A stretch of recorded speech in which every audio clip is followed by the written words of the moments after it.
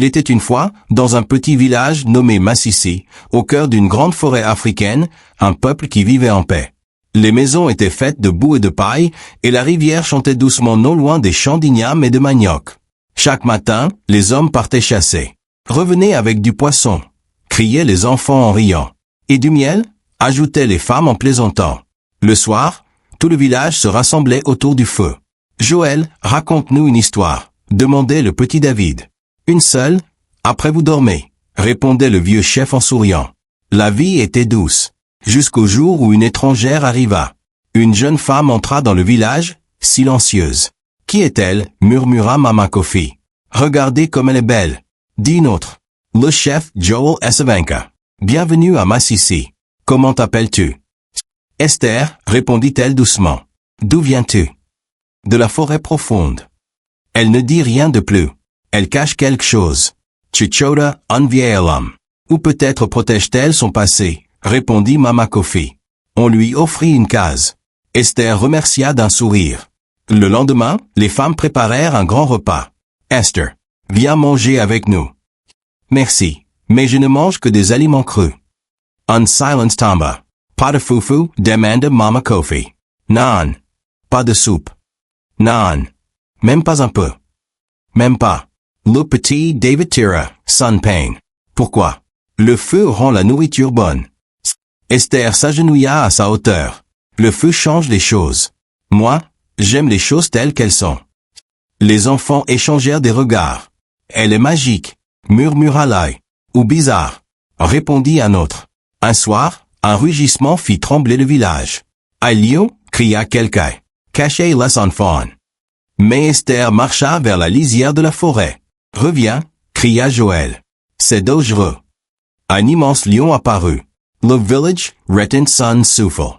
Esther posa sa main sur sa tête. Le lion ferma les yeux et ronronna. Aïe ran, murmura Mama Kofi. C'est impossible, souffla un chasseur. Esther se retourna. Il s'appelle Mozi. Il ne fera de mal à personne. Un lion ne s'appelle pas, protesta un homme. Celui-ci, si. Mozi se coucha devant sa case comme un chien fidèle. Un jour, un chasseur apporta une antilope. Pour le repas de ce soir, annonça-t-il fièrement. Il offrit un morceau à Esther. Pour toi, en signe d'amitié. Elle le mangea cru. Lu sang cola sur son menton. Ah! Crièrent les enfants. Détournez les yeux, dit une femme. Esther matcha comment. C'est frais. Plein de vie. Joël regarde longement. Tu ne tombes pas malade. Non. Tu deviens même plus forte. Oui. Le chef se leva. Il est temps que nous sachions la vérité. Otter du faux, Joel parla. Esther, pourquoi manges-tu cru? Dis-nous la vérité. Esther baissa la tête. Si je parle, vous aurez peur. Nous avons déjà peur, répondit Mama Kofi. Mais nous voulons comprendre. Esther inspira profondément. Quand j'étais enfant, j'ai bu l'eau d'une rivière magique. Un murmure parcourut l'assemblée. Magique. Oui. Depuis ce jour, la nourriture cuite est devenue du poison pour moi. David ouvrit grand les yeux. Et le lion? Les animaux sentent l'esprit de la forêt en moi. Elle hésita. Mais il y a pire. J'ai emmené mon petit frère Landry à cette rivière, dit-elle d'une voix tremblante. Il a bu aussi? Demanda Joël. Oui.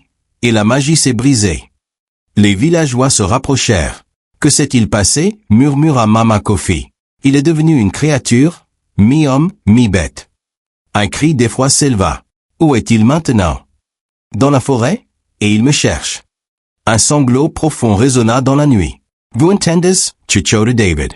Une silhouette gigantesque apparut. Les chiens s'enfuirent. Même Mozi recula. C'est lui, murmura Esther. La créature s'approcha. Elle pleurait. Landry, dit Esther. La bête la serra doucement dans ses bras. Il ne l'attaque pas, murmura Joël. C'est son frère, répondit Mama Kofi, les larmes aux yeux. Esther révéla. Si je mange de la nourriture cuite, la magie se brisera, et Landry deviendra une bête pour toujours. Silence. Puis David parla. Alors ne mange jamais cuit. Nous theaterons.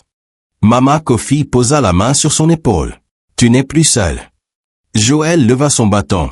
Ce garçon est maintenant des nôtres. Allons demander pardon aux esprits, proposa David. Les esprits n'écoutent pas les peureux, dit Joël. Alors marchons avec courage, répondit le garçon. Tout le village parted. Il chantait. Nous venons avec respect.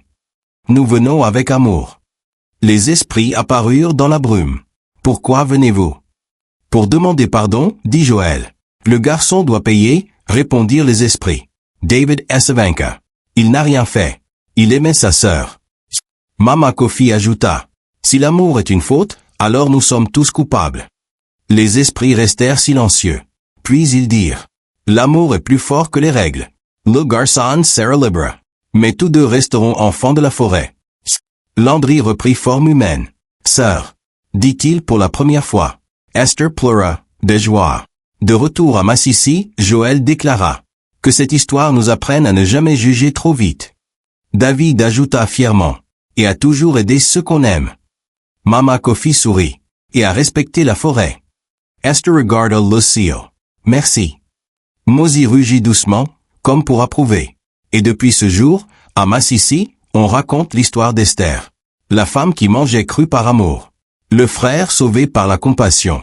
Et un village qui choisit le cœur plutôt que la peur. Si vous avez aimé cette histoire, aimez la vidéo. Dites-nous ce que vous en avez appris.